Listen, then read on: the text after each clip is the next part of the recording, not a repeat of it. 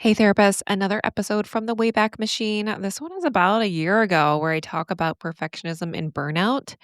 And, I recorded this episode probably shortly after I closed my practice. Has it been 2 years? No, when did I close my practice? Oh my gosh, it's been 2 years. So never mind. It's like a year after my practice closure. We're not gonna, yeah, it's good.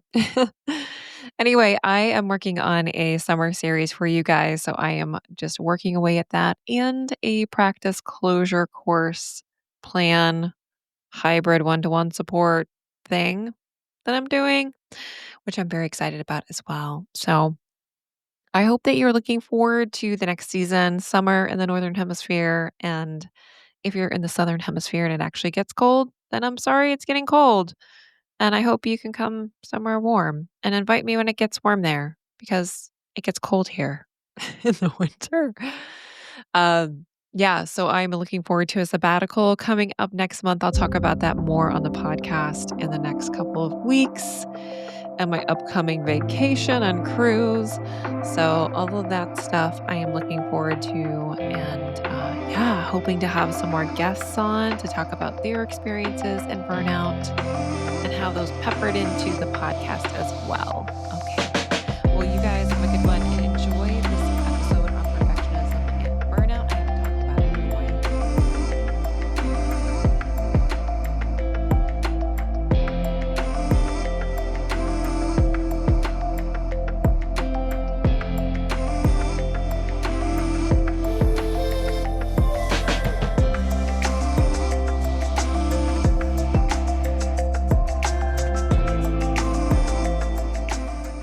Hello, therapist. Welcome back to the program. It's just me today. I am talking to you a little bit about good girl conditioning, being a good therapist. So, even if you are male identifying, certainly feel like you can apply this because I think as therapists, we kind of good person conditioning. If you're a good therapist or if you're a this type of therapist, then you would do these type of behaviors, right? So, we're going to dive into that.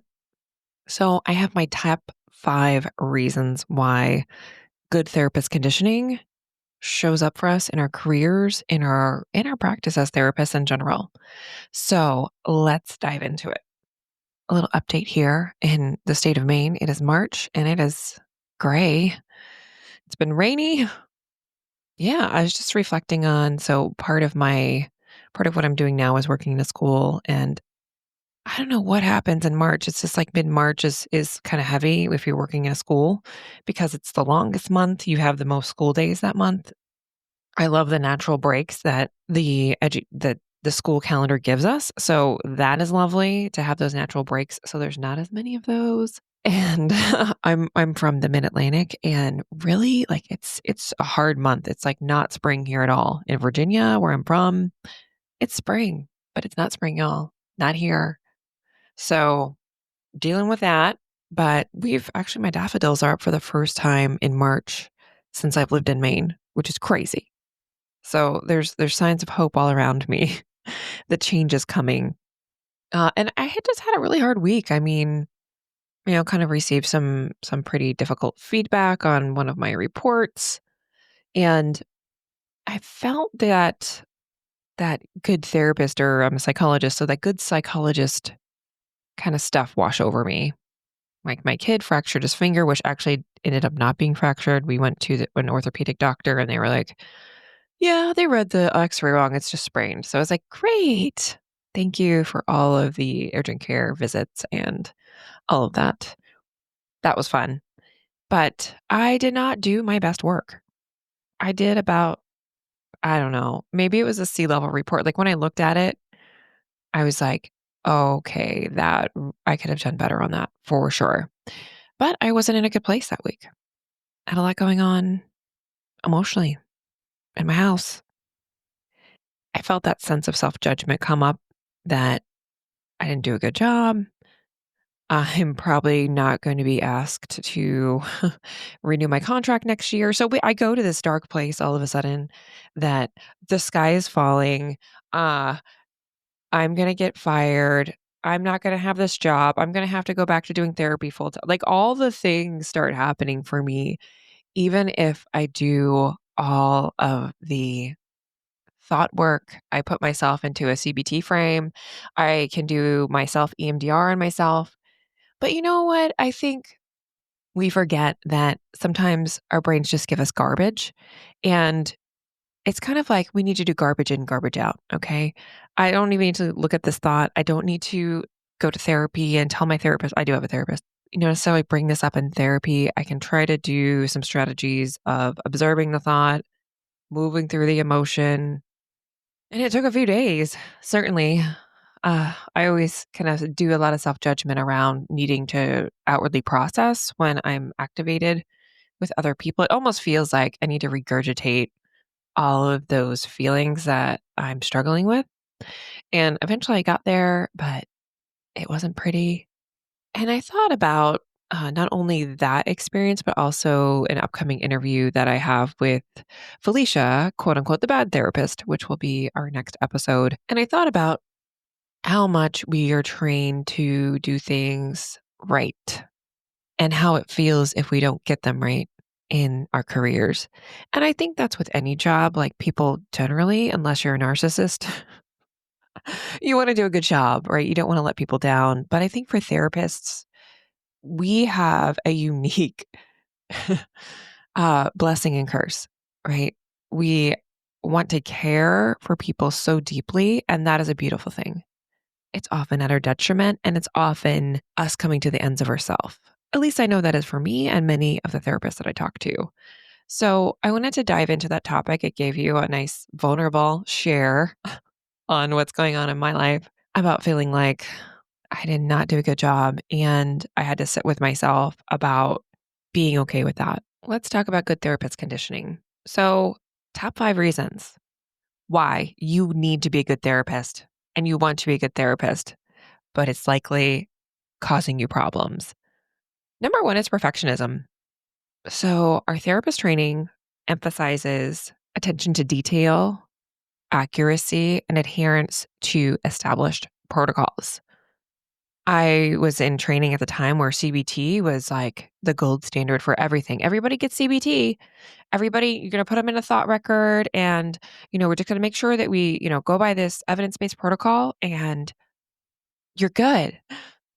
We get extensive feedback and are expected to continually refine your skills.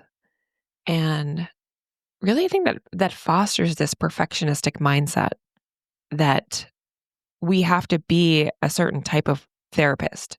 We have to reflect back to the client in a certain way that may not be authentic to how we talk, to how we interact with people. And we fear making mistakes or falling short of expectations that can make us really resist change.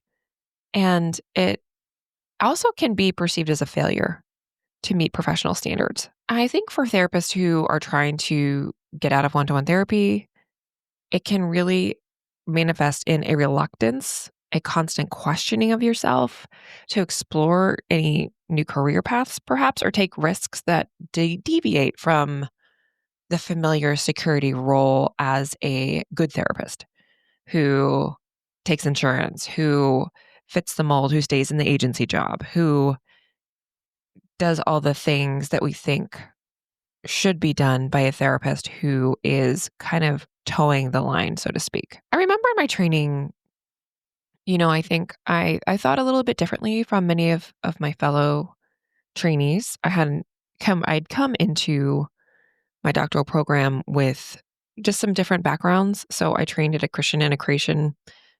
Let me say this better. I trained at a Christian integration program in Christianity and psychology.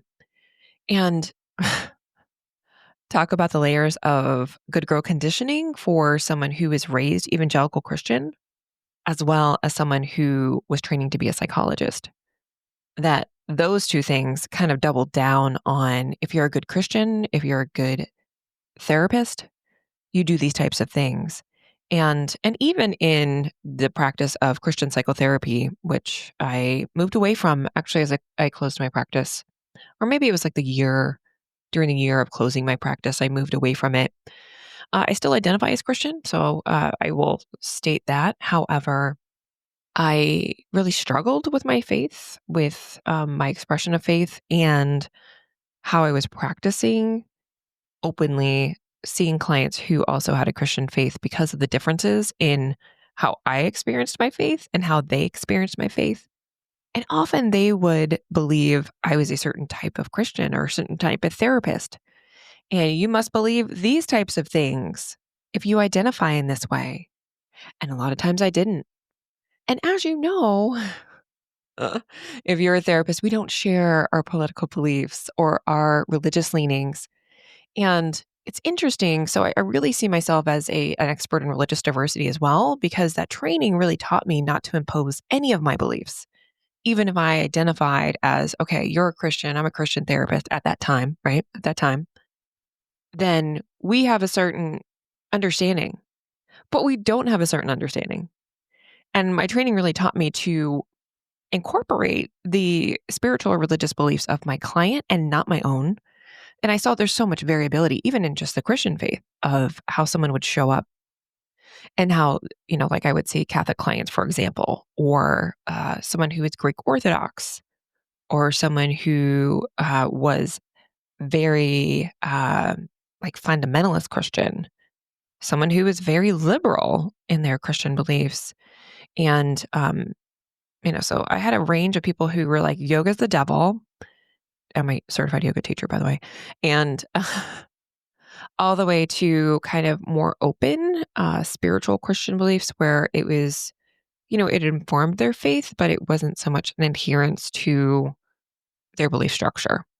So anyway, that's a little like offshoot, off ramp, sidebar into a little bit of my background. But I think I kind of waded in those waters of perfectionism for quite some time and didn't listen to like the incongruence that I felt inside of me that was important that I noticed, but I kind of put it down. So, and I think that comes up in different ways. So if you don't identify, with a faith or with Christianity, whatever, that's fine. Uh, I think just for you to notice like how you need to feel like you need to conform based on your training or based on the beliefs of our profession. So number one, that was perfectionism. Number two is fear of disapproval. So we're trained to value our clients' feedback and prioritize positive outcomes. And that can create a fear of disappointing clients or supervisors. I know early in my career, and even like throughout my career, what am I talking about? I wanted my clients to get better. That's human. Like we don't want to see human suffering. Human suffering is no fun for anyone, right? We want to have a positive reputation, avoiding criticism from our clients, right? We want to do a quote unquote good job. I just think that's natural that we want to do that.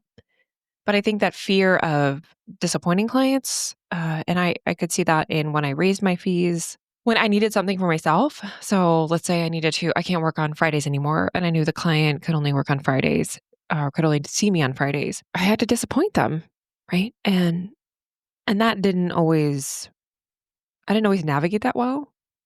I think because I wanted to be seen as competent by my supervisors or by the people that knew me in the field. I wanted clients to feel like they were cared for. And I think we're constantly in a state of wanting that approval from our clients and from other people because of how much care we're giving. And I think there's just almost like our clients are kind of like this egg we need to protect. And if we disrupt the nurturing, I think of like when I don't know if like in middle school you guys made had I can't think of what the thing is. Like you had to drop the egg from a certain thing. It was a science experiment. And so you had to create some kind of casing for this egg. And I kind of think of clients in that way. Like we're taught we have to constantly buffer for any things a client might be negatively experiencing when that's not life. It's just not life. Of course, we're going to be responsible and make sure that we're doing things in an ethical way and not trying to like intentionally hurt somebody. But I just heard something like, did you kick a puppy? Do you really have something to feel guilty for? If the answer is no, then we really need to just look at it at face value. I did not do anything that is unethical or anything that I need to feel guilty about. But we, I think, constantly have that voice in the back of of our heads of, do no harm, do no harm, do no harm. And we interpret things that we think is harm that are not harm to our clients. So number 2 is fear of disapproval. 3 is sense of responsibility. I was talking with one of my coaching clients about that fear or the sense of responsibility, the clinical responsibility, and the weight of it. My metaphor for that is often like a parenting relationship. Okay. I know we're not our clients' mothers or fathers, but it's heavy. And I think we have this sense of clinical responsibility that can morph into other things. We have a sense of duty and responsibility. Of course, we have to care for our clients, for their well-being. But I can't think of any other provider relationship where it feels this heavy emotionally. The care of the client feels not life or death, but sometimes it does, right? In the case of someone who might be suicidal or might be in crisis. And I think it's that sustained holding of a client and their issues that creates a weight on us, really. I kind of think of like, where do I feel that in my body? Like I can almost like imagine like that weight that on my chest when I used to have it. And sometimes it didn't feel so heavy. Sometimes it really did. On my last podcast, I talked a little bit about feeling more free this vacation. I think that was the biggest thing is that I didn't have that clinical burden of having clients that I knew I was responsible for. And I think this commitment to our clients can really extend in a reluctance for us to prioritize our own needs, right? Our own career satisfaction or personal growth.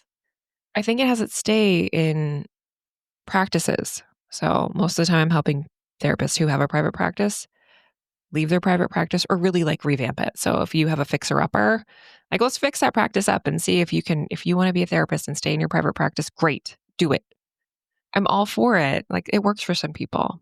For other people, it just doesn't. And so I think that is one of the key points is that clinical responsibility of feeling like I cannot let people down. Where are these clients going to go? So that is number 3, sense of responsibility. Number 4 is our cultural expectations. And societal norms often reinforce traditional gender roles and expectations, which can influence therapists' perception of themselves and their careers. Female therapists. I'm talking to you, or female identifying therapists in particular may feel pressure to conform to the good girl archetype, prioritizing the needs of others over their desires and ambitions. Now, often I think about my role in my family, which was often I was quieter. I was the quieter child. I didn't need as much from my family, and I would go with the flow in most of my relationships.